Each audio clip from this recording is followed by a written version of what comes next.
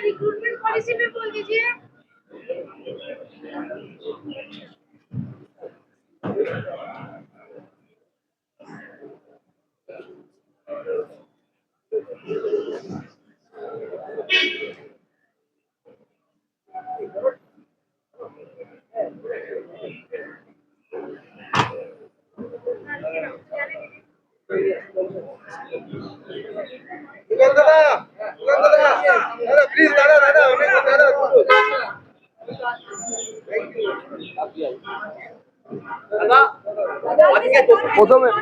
প্রথমে আমি বলছি, প্রথমে রেলের আধিকারিকরা আছেন, অতএব আজকের যে জব ফেয়ার সেই নিয়ে যদি কোনো প্রশ্ন থাকে সেটাকে আগে করে নিন, তারপর অন্যান্য প্রশ্ন অবশ্যই যাবে।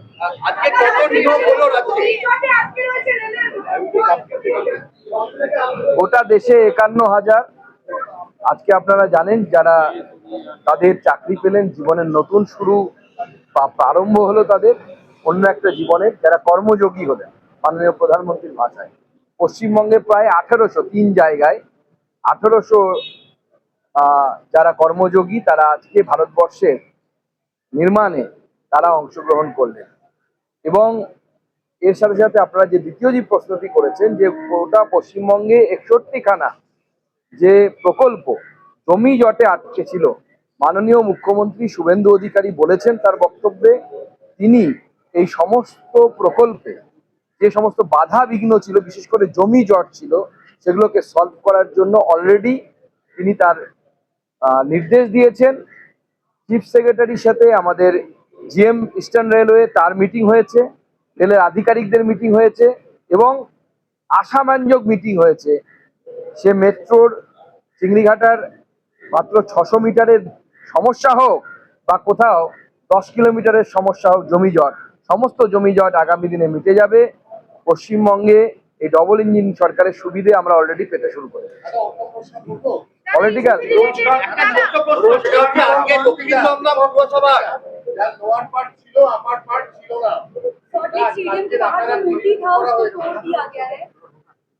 আমাদের মাননীয় মন্ত্রী যিনি স্পোর্টসের দায়িত্বে আছেন তিনি বলেছিলেন এই মূর্তিকে সরানো হবে, তো স্বাভাবিকভাবে সরকারের সিদ্ধান্ত।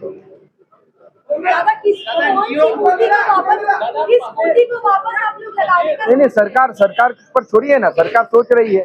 सरकार को अगर लगता है किसी स्पोर्ट्समैन की मूर्ति को वहाँ पे लगाना है तो सरकार लगाएगी, तो सरकार का प्रेरोगेटिव है।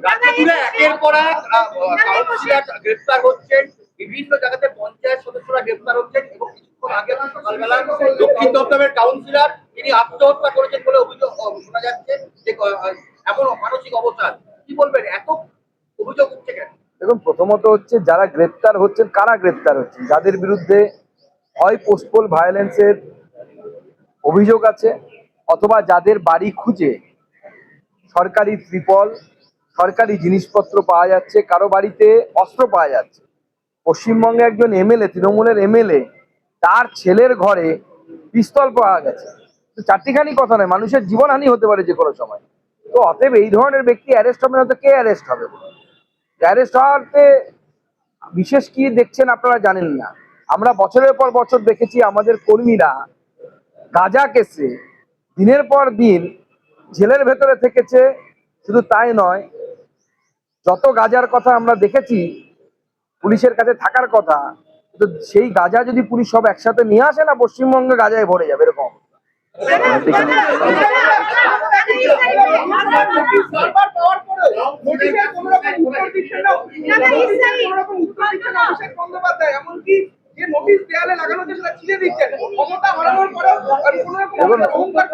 দেখুন, অভিষেক বন্দ্যোপাধ্যায় মুখ্যমন্ত্রীর পরিবারের লোক, মানে প্রাক্তন মুখ্যমন্ত্রী। এখন ছোটবেলা থেকে উনি পাওয়ার দেখে অভ্যস্ত। উনি কি উত্তর দেবেন? উনি স্কুলে মাস্টারমশাইদের প্রশ্নের উত্তর দিতেন না, তো আমাদের নোটিশের কি উত্তর দেবেন? উনি ছোটবেলা থেকে অভ্যেস নেই। ভালো করে খোঁজ নিয়ে দেখুন, ওনার স্কুলে মাস্টারমশাইরা যখন প্রশ্ন করতো বাড়ি থেকে কে কে পড়া করে এসছো, এক এক করে প্রশ্ন ধরতে, ওনাকে জাম্প করে পরের জনকে জিজ্ঞেস করতো, ওনাকে জিজ্ঞেস করতো।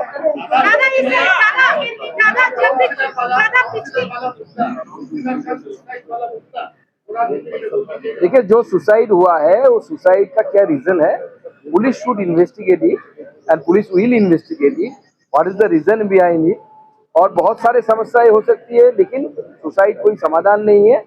मैं तो मानता हूँ तृणमूल कांग्रेस के अगर कोई नेता किसी आरोप में अगर वो आरोपित है तो उनको उसके लिए लॉ एंड ऑर्डर है, उसी हिसाब से लड़ना चाहिए।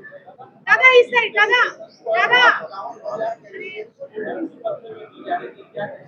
देखिए, आदरणीय प्रधानमंत्री जी के नेतृत्व में जब से मुहिम शुरू हुई है, ये 19वां एडिशन है। 19वां एडिशन में हमने 51,000 यानी 51,000 जो युवा है उनको आज उनकी नौकरी की सर्टिफिकेट आदरणीय प्रधानमंत्री जी ने बटन दबाकर उनको दिया है। यहाँ पे हमारे आदरणीय मुख्यमंत्री जी श्री शुभेंदु अधिकारी जी के उपस्थित में, हमारे विधायकों की उपस्थिति में हमने ये देने का काम यहाँ पे किया है। और ये जो देश की युवाओं को कर्मयोगी बनाने का मुहिम आदरणीय प्रधानमंत्री जी ने लिया है, और एक भी करप्शन के चार्जेस बिना लगातार 19वां एडिशन सरकार ने कंप्लीट किया है। ये बहुत बड़ा अचीवमेंट है और विकसित भारत बनाने के लिए एक कर्मयोगी आगे आने वाले समय में अपना योगदान देंगे। और किस मुहिम के साथ देना है, किस मंत्र के साथ देना है, आज आदरणीय प्रधानमंत्री जी ने वो भी स्पष्ट किया है कि नागरिक देवो भव, इस मोटो के साथ, इस मंत्र के साथ इन सबको देश की सेवा करना है। हम सब मिलकर करेंगे। তৃণমূলের মধ্যে ইতিমধ্যে গৃহযুদ্ধ শুরু হয়ে গেছে। কুণাল ঘোষ এমন পোস্ট করলেন যেখানে বলছে বিশ্ব কচ্ছপটি হচ্ছে নিজের দলের নেতাদের দিকে যেন কচ্ছপের ইঙ্গিত দিলেন। দেখুন, আমি এটুকুই বলবো, গৃহযুদ্ধ সেখানেই হয় যেখানে গৃহ থাকে। তৃণমূল কংগ্রেসের গৃহটা কি আছে? আমরা তো দেখতে পাচ্ছি না, গৃহটাই তো উড়ে গেছে মনে হচ্ছে ঝড়ে। বিজেপির ঝড়ে, মোদি ঝড়ে তৃণমূলের যে ঘরটা ছিল, টালির চালাটা ছিল, সেটাই তো উড়ে চলে গেছে। এখন কোথায় আর যুদ্ধ হবে? এখন নিজেদের মধ্যে একটু চলবে, এরকম পার্টিটাই থাকবে না, অপেক্ষা করুন না কিছু। दादा दादा कुर्बानी को लेकर दादा কথা বললেন সিএম নিয়োগ পরীক্ষায় স্বচ্ছতা আনার জন্য, সেই জায়গাটা দেখুন। মাননীয় মুখ্যমন্ত্রী শুভেন্দু দাস স্পষ্ট করে দিয়েছেন যে এতদিন পর্যন্ত পরীক্ষা হতো কিভাবে, পশ্চিমবঙ্গে ওএমআর শিটে পরীক্ষা হতো। ওএমআর এর নিচে একটা কার্বন শিট থাকতো, সেই কার্বন শিটটা যে কোনো রাষ্ট্রীয় স্তরে পরীক্ষার নিয়ম হচ্ছে কার্বন শিট থাকলে পরে that carbon sheet should go to the ক্যান্ডিডেটের কাছে সেই কার্বনের কপি থাকার কথা। পশ্চিমবঙ্গে একমাত্র বিচিত্র রিক্রুটমেন্ট পলিসি তৈরি করেছিল প্রাক্তন মুখ্যমন্ত্রী মমতা বন্দ্যোপাধ্যায়ের আমলে, যে আমি পরীক্ষা দেব, তার কার্বন শিট থাকবে, ওএমআর শিট আমি ফিল আপ করলাম, কার্বন শিট আমার কাছে থাকবে না, ওটা ফেরত চলে যাবে সরকারের কাছে। অতএব আমি question number 1-এ A B C এর মধ্যে কোনটাকে ফিল আপ করলাম আমার কাছে প্রমাণ থাকলো না। আমাদের সরকার ঠিক করেছে যে এই কার্বন শিট, অর্থাৎ আমি কোশ্চেন নাম্বার 1 বা 2-তে এ বি সি এর মধ্যে কোনটা আমার উত্তর দিয়েছি তার কপি ক্যান্ডিডেটদের হাতে দেওয়া হবে এবং তার ফলে স্বচ্ছতা থাকবে। আমার যদি নাম্বার কম থাকে আমি চ্যালেঞ্জ করতে পারবো পরীক্ষা পদ্ধতি।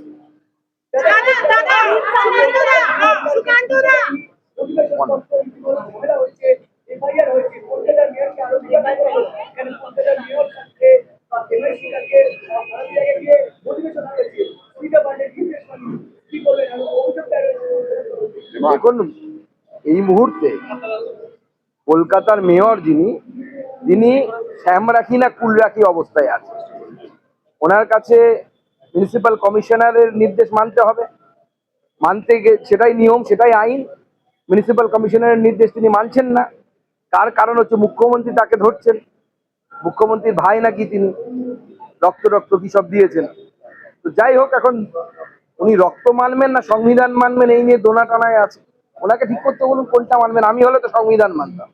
दादा कुर्बानी को लेकर पश्चिम बंगाल के मुसलमान ये अड़े हुए हैं कि वो लोग गाय काटेंगे या फिर कुर्बानी करेंगे, जबकि महाराष्ट्र में मक्का लगाने की बात हो रही है, वहाँ खुले में नहीं काट सकते हैं। देखिए, हमारी सरकार ने 1950 का जो रूल है, आदरणीय नेहरू जी के समय बना हुआ जो रूल है, उसी को ही हमारी सरकार ने सर्कुलर में लाया है। बाकी इस पर मैं ज्यादा कुछ नहीं बोलूंगा। सबका विवेक है, हमें नागरिक की तरह ऐसे काम करना चाहिए कि मेरे काम से अपने सह नागरिक को, अपने पड़ोसी को दुख ना पहुंचे। वो अपनी मोरालिटी की बात है, उनको तय करने दीजिए।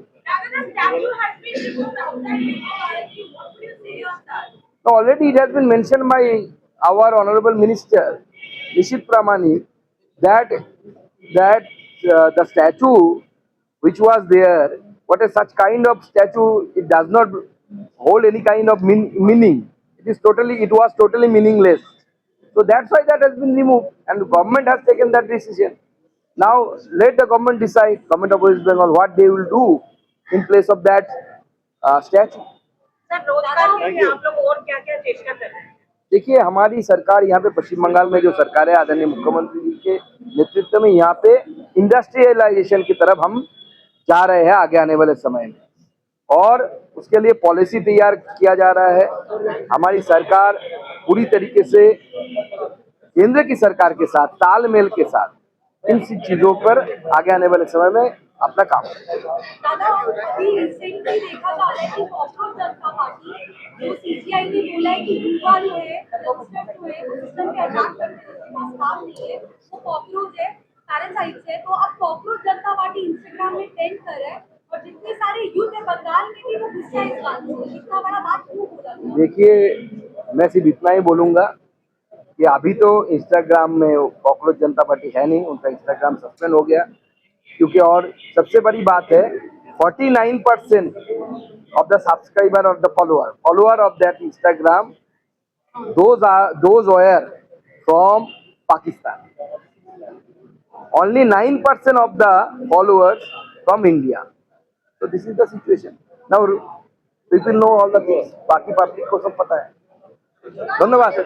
Thank you.